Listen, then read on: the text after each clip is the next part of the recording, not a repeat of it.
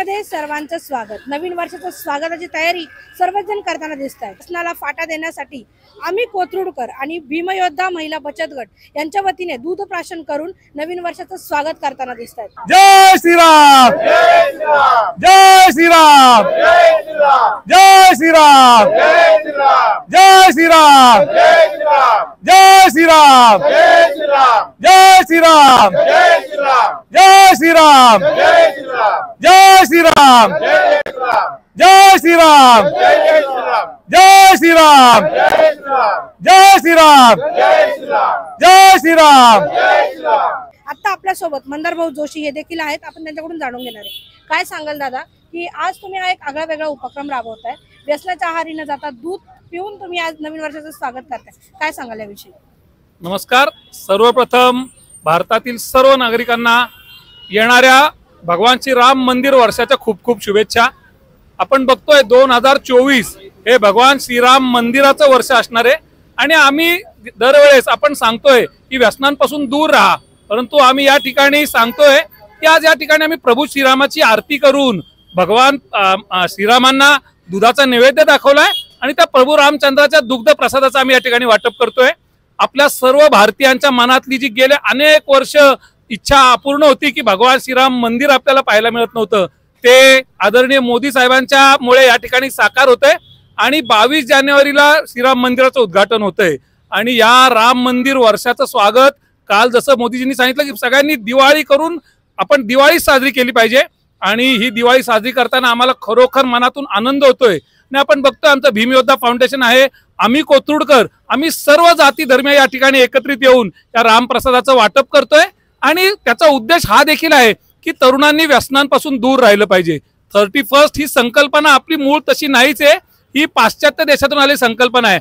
आपलं नवीन वर्ष हे गुढीपाडव्यापासून सुरू होतं, तर आपण या ठिकाणी ही आपण त्यात वादात न पडता चांगलं आपल्याकडून काय करता येईल म्हणून प्रभू श्रीरामाचा आपण या ठिकाणी गजर करूयात, प्रभू रामाला वंदन करूयात आणि या रामप्रसादाचा सगळ्यांनी या ठिकाणी लाभ घ्यावा। या ठिकाणी एवढंच सांगतो, जय श्रीराम। धन्यवाद। मेधाताई कुलकर्णी या देखील या उपक्रमामध्ये सहभागी झाल्यात, आपण त्यांच्याकडून जाणून घेणार आहे। काय सांगाल ताई, आज हा एक आगळा वेगळा उपक्रम राबवताय, काय सांगाल? भीमयोद्धा फाउंडेशन, आम्ही कोथरूडकर आणि रमाई बचत गट या सगळ्यांच्या वतीने अतिशय नृत्य आणि औचित्यपूर्ण असा कार्यक्रम आयोजित केला। आपल्या सगळ्यांना माहिती आहे की 22 जानेवारीला रामलल्लांचं प्राणप्रतिष्ठा ही अयोध्येमध्ये होणार आहे, पण देशभरातल्या सगळ्याच शहरांमध्ये गावांमध्ये इतका मोठा उत्साह संचारलाय की 500 वर्षामध्ये जो लढा चालू होता त्याला यश मिळालं, विजय मिळाला। आणि याचंच प्रत्यंतर पुण्यामध्ये सुद्धा ठिकठिकाणी गल्लीबोळामध्ये दिसतंय। मी आज या सगळ्यांचं अभिनंदन यासाठी करते की त्यांनी सुद्धा इथे रामाची प्रतिमा ठेवून पूजन घेतलंय आणि सगळ्या रामसेवकांसाठी दुग्ध प्राशन, मसाला दूध आणि एक चांगला उत्साहाचा माहोल आहे। रांगोळी काढली गेली, सगळेजण जमलेत चांगली पवित्र वस्त्र, मंगल वस्त्र परिधान करून आणि एक चांगलं उत्साहाचं वातावरण, रामाची भजनं इथे लागली आहेत। तर मी या सगळ्यांचं खूप मनापासून अभिनंदन करते। जय श्रीराम। खरं तर येणारं वर्ष हे संपूर्ण भारतवासियांसाठी एक आनंददायी वर्ष आहे। अनेक वर्षाचा, शतकांचा संघर्ष करून प्रभू रामचंद्रांच्या मंदिरामध्ये प्रभू रामचंद्रांची रामलल्लाचं प्राणप्रतिष्ठापना 22 जानेवारीला या ठिकाणी होत आहे अयोध्येमध्ये। तर या वर्षामध्ये खरं तर मंदार भाऊ आणि भीमयोद्धा फाउंडेशनच्या ज्या महिला त्यांचा बचत गट आहे त्यांचं मनापासून अभिनंदन करतो मी की व्यसनमुक्त भारत हे देखील एक रामराज्याचं पाऊल आहे असं म्हटलं तर चूक नाही होणार। आणि महिलांना करण्यामध्ये विशेष औचित्य आहे की या व्यसनाचा सगळ्यात मोठा फटका कुटुंबातील महिलेला बसतो आणि तिला त्याच्यामुळे अनेक गोष्टींना सामोरं जावं लागतं।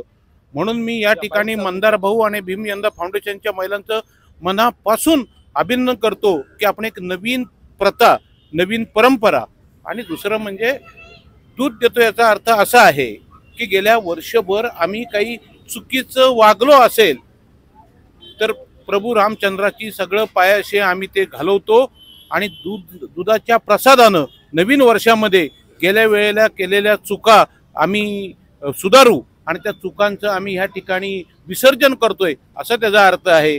मंदार भाऊ आपल्या सहकाऱ्यांचं मनापासून मी या ठिकाणी अभिनंदन करतो आणि व्यसनमुक्त भारत ह्या दिशेने टाकलेलं एक थोडासा पुढाकार आहे असं म्हटलं तर त्यामध्ये वेगळं ठरणार नाही. भीमयोद्धा महिला बचत गटाच्या महिला देखील आता आपल्या सोबत आहेत. आपण त्यांच्याकडूनही जाणून घेणार आहे. काय सांगाल ताई, तुम्ही हा एक आगळा वेगळा उपक्रम राबवताय, ही संकल्पना तुम्हाला कशी सुचली? खूपच छान आहे आणि सगळ्यांनी व्यसनमुक्तीकडे जाण्याचा हा मार्ग आहे. तर माझ्यासाठी खूपच आगळी वेगळी ही संकल्पना आहे आणि सगळ्यांनी याच दृष्टीने विचार करावा असं मला वाटतं.